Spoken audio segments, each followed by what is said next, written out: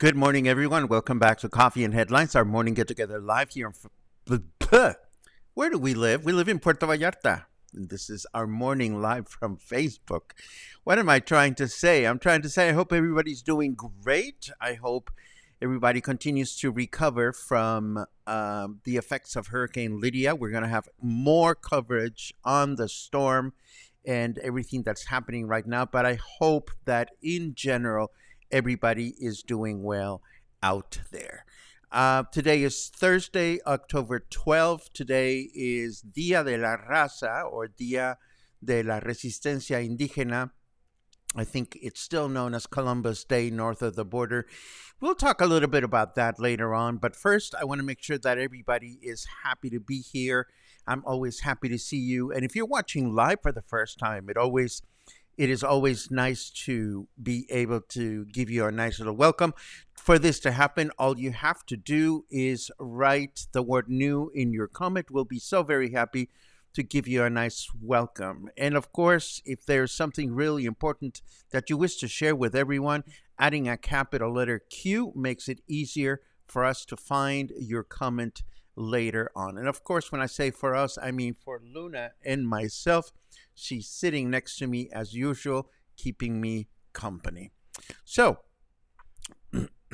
as I clear my throat, let's get started with the news. And of course, we are about 36 hours since Hurricane Lidia passed through Puerto Vallarta, and lack of electricity and lack of water seem to be the order of the day. Not only are water and electricity shortages affecting Puerto Vallarta residents, but also hotels, where the situation becomes increasingly complex for tourists that become frustrated, and rightly so. And the number of early departures and cancellations seems to be growing from what I hear. Also affected are municipal markets such as the one in Cinco de Diciembre, also known as the fish market. Without electricity or running water, vendors are increasingly concerned that their products will go bad and will be wasted at the popular market that features 4 fruit stands, 4 fish stands, 2 dairy product shops, and 3 butcher shops. And local restaurants have to be creative when it comes to working without clean water and electricity. I had dinner at Whiskey Kitchen last night, and Gina was having a really colorful time, excuse me, along with her staff, because she had no running water. But service and the quality of the food was spectacular, as always. Of course, the lack of electricity has also affected traffic as well, with traffic lights not operating. Anyone driving through the city in areas where there is no electricity is advised to be extra careful at intersections. And as of 4 p.m. yesterday, whereas we're used to Cepal having problems because they are updating the pipes. The problem now is that Cepal doesn't have electricity to run their water pumps. So yesterday at 4 p.m., they published an update indicating that due to lack of electricity, only 6 out of 41 water sources in the city are operating. As such, we are all encouraged to be mindful of our water use until service is fully restored. When will services be restored? Well, that is the question in many people's minds. Regretfully, I did not find any specific reports from the Comisión Federal de Electricidad or the CFE, also known as the electrical company, and the latest updates from City Hall are from yesterday, and they reflect pretty much everything that we've already mentioned. My question to you is, how are you doing wherever you are? If you are still out of water or electricity, or if your services have been restored, please mention it in a comment and include the neighborhood that you are reporting from, just to give us an idea of how bad things are out there. In other related news, and speaking of bad things, I've learned that massive boulders blocked Highway 200 south of Puerto Vallarta around the gas station right after Mismaloya. It is unclear to me whether these have been cleared or not, but if you are heading south of Puerto Vallarta, you may want to check with authorities first. If anyone has a specific update about this, please feel free to share in your comments. And also, well, we think we don't have problems with rivers, but yes, we do. Approximately 22 homes are under threat due to their proximity to the Pitillal River in Colonia San Esteban, where water levels have risen enough to keep about 22 families awake all night, just hoping that the river doesn't overflow and cause damage to their properties. Needless to say, they're hoping for authorities to come and help them out. And this notice, yesterday somebody was asking about where can people donate and what are people's needs and organizations and so forth and so on. And I said I'll gladly mention if I see something posted online. And I've caught this announcement from the Vallarta Food Bank indicating that they have started the Hurricane Lidia disaster relief.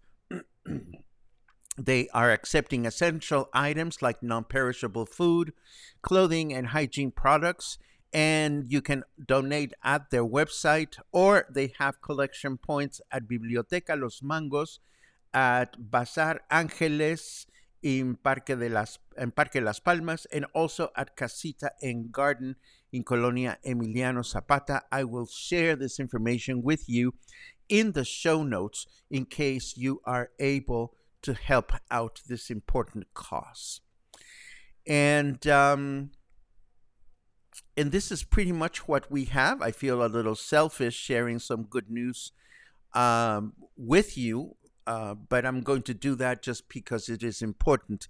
As I mentioned yesterday, I had been monitoring the number of followers on our Facebook page, and yesterday during dinner time with some cluster friends, we were at 5,999, and I joked with my friends saying, well, I know that all of you are already following Coffee and Headlands, right?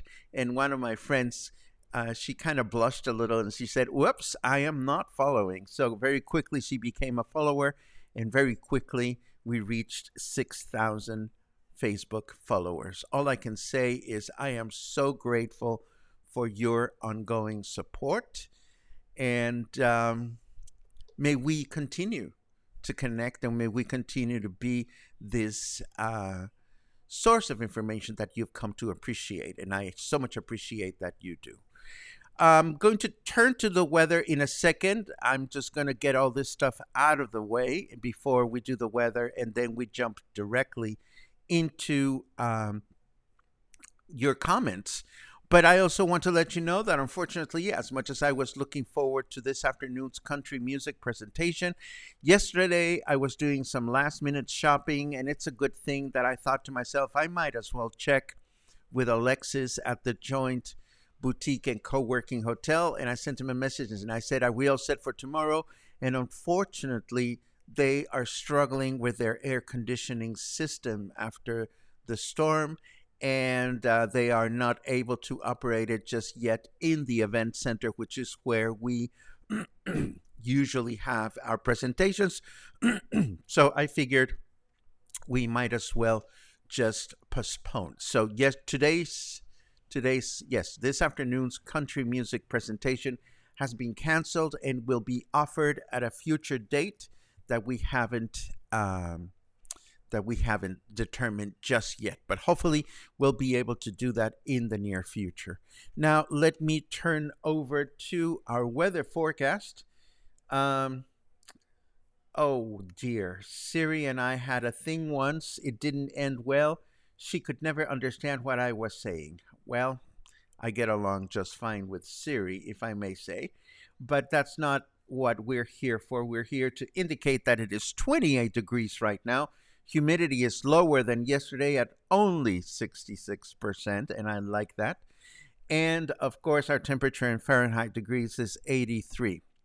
Our weather forecast for today tells us that it's going to be mostly clear skies in the morning with rain in the afternoon, a chance of rain of 52%, a high of 31, and a low of 23. Tomorrow, Friday, we can expect partly cloudy skies in the morning with rain in the afternoon, a chance of rain of 37%, a high of 31, and a low of 23. And then on Saturday, mostly clear skies in the morning with mostly cloudy skies in the afternoon, a chance of rain of 49%, and a high of 32 and a low of 24. And with that, let us go directly into your comments just to see what you're up to.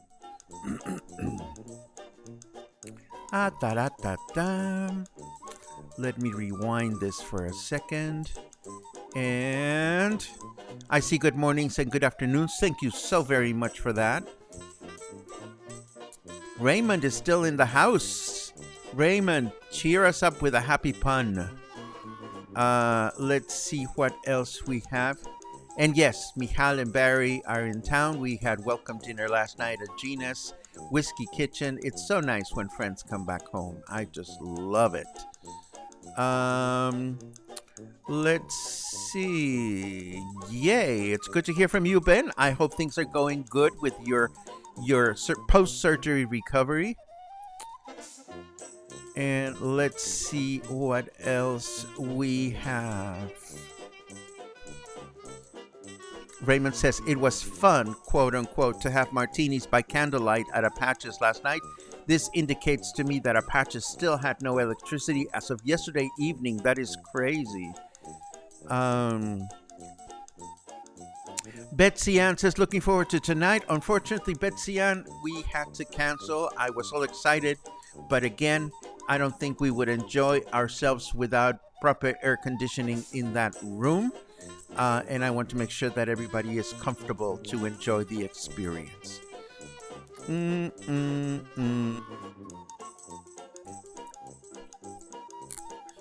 Most of the entire town of La Cruz in the state of Nayarit has been without electricity, says Harold, who lives up north. Lynn reports tons of damage in Boca. Our solar panels and tinacos were destroyed and part of our brick wall. Heading down on Sunday to assess damage and hopefully start repairs. No electricity, cell, or water. Now we hear there is a mudslide in Mismaloya that has totally blocked the 200. I wonder if that mudslide you're talking about is the same as these rocks that I showed you. And Spencer says, Vallarta en Línea is a new Spanish resource I have just discovered for in-depth Spanish-speaking info. Does anyone else follow this source? I follow Vallarta en Línea. I like them. Sometimes they can be a little snarky about the government, but sometimes we do need to be a little snarky about the government for the government to pay attention.